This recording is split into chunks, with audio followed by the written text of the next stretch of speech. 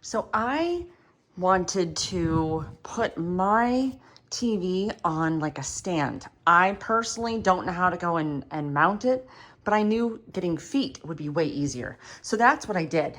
And so I ended up getting the stand with the feet, and this is my sound bar. What's kind of nice is that it has these like grippers here, so that way the sound isn't going to mess up the TV. But here's why I wanted to go and show you all of this setup. It looks really messy. Now, usually you have, if you have extra parts in something that you're going to build, that's a bad thing. This time, they actually did it on purpose. So what they did is they gave you a bunch of different screws that you have to find the one that's going to work for your TV.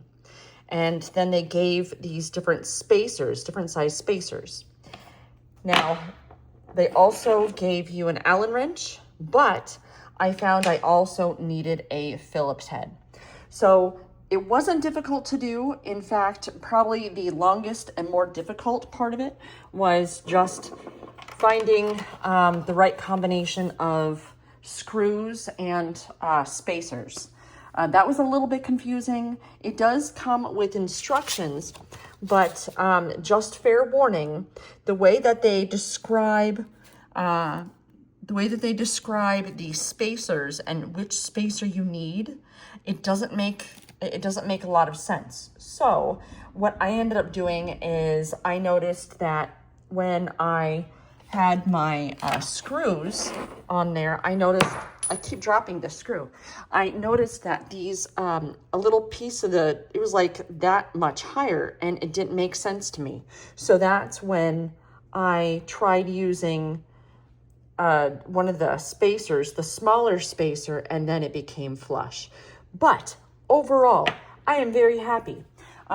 This here is I think this is the 65 inch.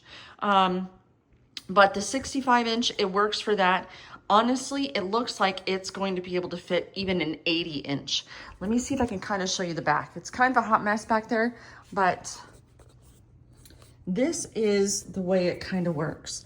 So you have one piece, this other piece here, and the feet sit in there, and you can actually adjust where you want the feet. So that is the stand, and honestly, I am so glad I did it. It didn't take too long. I'd say it maybe took me about 30 minutes, but again, for me, the longest part of it was finding the right washer and spacer and screw combination.